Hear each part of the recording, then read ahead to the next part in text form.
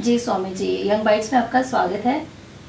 जी धन्यवाद जी, जिस तरह से गणेश महोत्सव जो है 13 तारीख से शुरू हुआ है और आपके द्वारा हर रोज़ जो गणेश पुराण की कथा भी कही जाती है, सबसे पहले ये जानेंगे कि अगर गणेश चतुर्थी की बात की जाए तो सबसे पहले ये महाराष्ट्र में मनाया जाता था और जोरों शोरों से और मनाया जाता है। लेकिन अगर आज के टाइम की बात की जाए तो कई जगहों पे ये मनाया जाता है और काफ़ी जोरों शोरों से मनाया जाता है। तो सबसे पहले गणेश चतुर्थी के बारे में थोड़ा सा आपसे जानेंगे हम। देखिए, जैसा नाम है गणेश चतुर्थी जी, इस दिन गणपति विघ्न विनाशक जी का प्राकट्य दिवस है, उनका जन्म जी, हुआ। आपने कहा कि पहले ये उत्सव महाराष्ट्र में मनाया जाता था। श्री बाल गंगाधर तिलक जी ने इस महोत्सव को शुरू जी, किया जी, जी, और औचित्य क्या था कि लोगों को किस तरीके से जोड़ा जाए। जी, तो महाराष्ट्र में पूरे ही समाज को, मराठी संप्रदाय को इकट्ठा करने के लिए उन्होंने इस उत्सव का शुभारंभ किया और महाराष्ट्र में ही ये उत्सव होता था। जी, अब कालांतर में जैसे जैसे समय गया, आज आवागमन के और संचार के साधन बहुत अधिक बढ़ गए हैं। फिर लोग माइग्रेट होके महाराष्ट्र से दूसरे प्रदेशों में जी। भी जाके बसे हैं और जहाँ जहाँ भी वो जाके बसे, उनकी इच्छा होती है वहाँ रहते हुए भी कि जो उनका पेरेंटल लैंड है, जो उनकी मातृभूमि है, वहाँ जो उत्सव होता है वहाँ नहीं पहुँच सकते, तो उसको छोटे रूप से वहाँ उन्होंने उन प्रदेशों में, उन नगरों में मनाना शुरू किया। तो धीरे धीरे वो विस्तृत रूप लेता गया और लोग जुड़ते गए और ये बहुत अच्छा एक इंडिकेशन है कि पूरे भारत के अंदर, पहले दुर्गा पूजा बंगाल में होती थी, अब पूरे भारत में मनाई जाती जी, है। जी।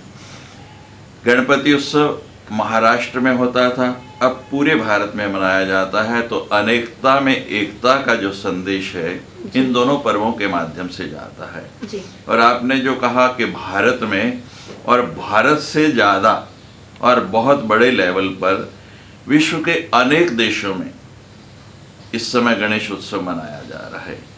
मैं अक्सर थाईलैंड जाता हूँ, अभी पिछले महीने आया, तो पिछले महीने ही वहाँ गणपति के एक नहीं कम से कम 100 से ऊपर पंडाल और बहुत बड़े बड़े स्तर के बन रहे थे। जी, और इस बार एक कार्य वहाँ और अच्छा हो रहा है कि सामूहिक रूप से जितने भी पंडाल बने हैं उनका विसर्जन एक साथ होगा। और जैसा दृश्य मुंबई में होता है जी, कि एक दिन, अभी मुंबई में अगर आपकी जानकारी हो तो जो लोग व्यस्त हैं और घर पर गणपति लाते हैं, जी, वो 11 दिन का नहीं, केवल 1.5 दिन का करते हैं। जी, क्योंकि गणेश चतुर्थी वाले दिन छुट्टी होती है और अगले दिन एक दिन की छुट्टी लेके जी, तो वो उसका विसर्जन कर देते हैं ताकि और समय नहीं लगे। जी। और पहले दिन ही 2.5 लाख प्रतिमाओं का विसर्जन हुआ, यानी कि कितना उत्साह है लोगों का। जी, जैसे कि आपने बताया कि 1.5 दिन का मनाया जाता है, उसकी क्या विधि रहती है? देखिए, विधि रहती है कि पहले दिन स्थापना की, उनको जी। घर में पधराया, पूजा की और दूसरे दिन उनको विधि पूर्वक जैसे लाए वैसे ही विसर्जन करके। जी।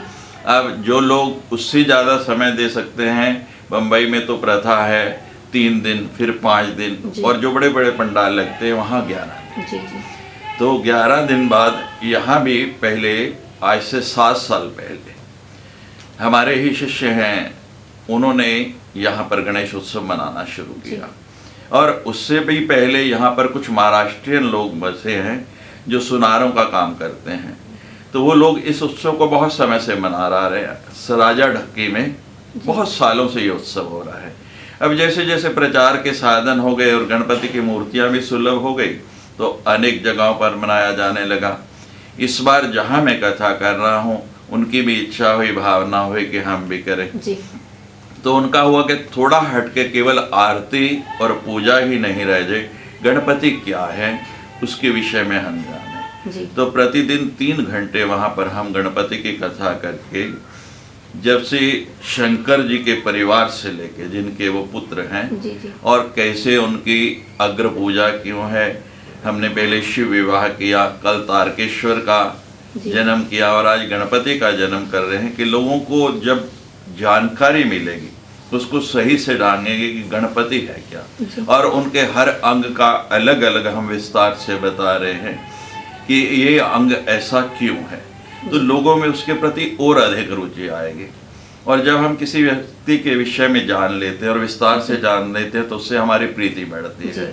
तो हम चाहते हैं कि लोगों की गणपति के प्रति प्रीति बढ़े, तो इसलिए इस बार यहाँ पर कथा का आयोजन किया। इस गणेश महोत्सव को लेके क्या संदेश है आपकी तरफ से, जो भी व्यूअर्स आपको देख रहे हैं या जो आपको बाद में देखने वाले हैं, क्या संदेश है आपकी तरफ से? देखिए, मेरा मुख्य संदेश यही है कि जो जिस दिशा में यह जा रहा है, अनेकता में एकता, जी कि सभी लोग, हम जितने भी भारतीय हैं, सब संगठित हों, क्योंकि शास्त्र का वचन है संघे शक्ति कलो युगे, संगठन में शक्ति है।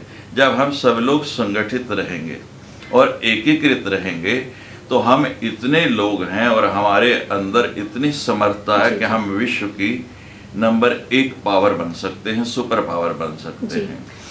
जी, जिस तरह से हमने बताया कि हर दिन, जैसे कि आपने शिव विवाह करवाया, उसके बाद आप गणेश जी का बता रहे हैं, तो हर एक दिन के साथ आप क्या क्या नया करने वाले हैं आगे आने वाले पे? जी, आज हम गणेश जी का जन्म करेंगे और कल गणेश जी का विवाह करेंगे सिद्धि और बुद्धि के साथ। और गणेश जी की 2 पत्नियां हैं, जो सिद्धि और बुद्धि, वो हमें संकेत देती हैं कि अगर हमारे पास बुद्धि नहीं तो कितने भी लक्ष्मी आ जाए, हम उसका उपयोग ढंग से नहीं कर पाएंगे। और जो बुद्धिमान है वो लक्ष्मी को संजो के रखता है। जी। तो सिद्धि और बुद्धि दोनों चीज़ें आनी चाहिए। हमारे पास सिद्धि हो जाए, धन बहुत आ जाए और उसको प्रयोग करना नहीं आता, सकारात्मक की जगह हम उसको विध्वंसक कार्य में लगाएं तो अर्थ का अनर्थ हो जाता है। जी।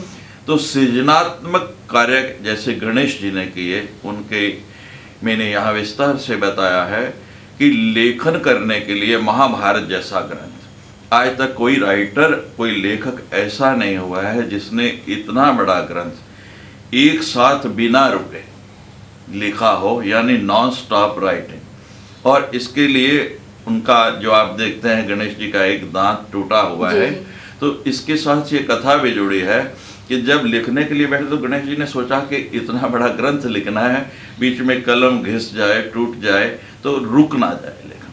तो उन्होंने अपना दांत तोड़ के ही उसकी कलम बना ली ताकि ये लेखन नहीं रुके। जी। और इतनी बुद्धि, क्योंकि व्यास जी ने कहा था कि आपको जो लिखना है पहले उसका अर्थ समझना है और अर्थ समझ के लिखना है। तो हर जो वो श्लोक बोल रहे हैं उसका अर्थ समझ के लिखना, तो कितनी तीक्ष्ण बुद्धि होगी। तो गणेश जी बुद्धि के दाता भी कहे गए हैं। तो हम चाहते हैं कि सबको सद्बुद्धि आए, विशेष तौर से हमारे प्रदेश में लोगों को आए, हमारा प्रदेश शांत और समृद्ध बने। इसी भावना को लेकर हम ये गणेश उत्सव कर रहे हैं। स्वामी जी, बहुत बहुत धन्यवाद।